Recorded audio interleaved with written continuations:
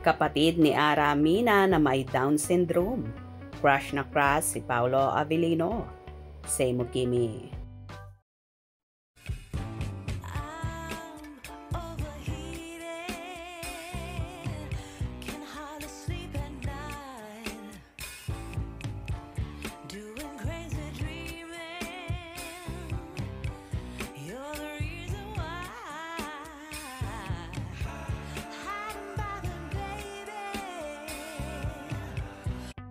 "32 years old na pala si Mina Princess Glenn, ang kapatid ni Ara Mina na may Down syndrome.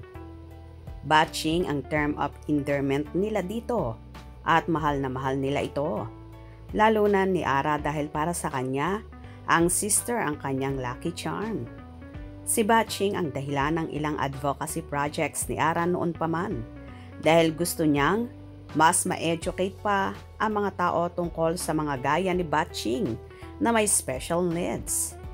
Anyway, sa mga hindi pa nakakaalam, Ara is seeking a seat in the Pasig City Council and sakaling pala rin siya, isa ang PWD sector sa pagtutuunan ng pansin ng kanyang partido. So far, wala pa naman daw bad or discriminatory experience sina Ara at Batching kapag magkasama sila, except yung naranasan nila sa Hong Kong na tiningnan sila ng masama ng isang Chinese lady. At gets naman daw niya ang mga ganon kasi nga ay kulang pa sa kaalaman ang mga tao tungkol sa mga may Down syndrome. Nang kumastahin namin si Batching sa kanya, okay naman daw ang kanyang kapatid at sa huling pag-uusap nila ay gusto na raw nitong magka-boyfriend. Sabi niya, "Ate, gusto ko nang magka-boyfriend. Gusto ko si Paolo Avellino." Sabi ko, "Patay tayo dyan. Ha ha ha ha. Hindi natin kaya yon." Pero kasi iba-iba naman ang mood niya. Basta nung huli ko siyang kausap, nasa crush mode siya. O diba? Kaloka at tila may makakaagaw pa si Kim Chiu kay Paolo. Charot lang. For sure matutuwa si na Kim lalong higit si Paolo na sa kabila ng kapansanan ng kapatid ni Miss Ara Mina ay nakrasyan pa siya.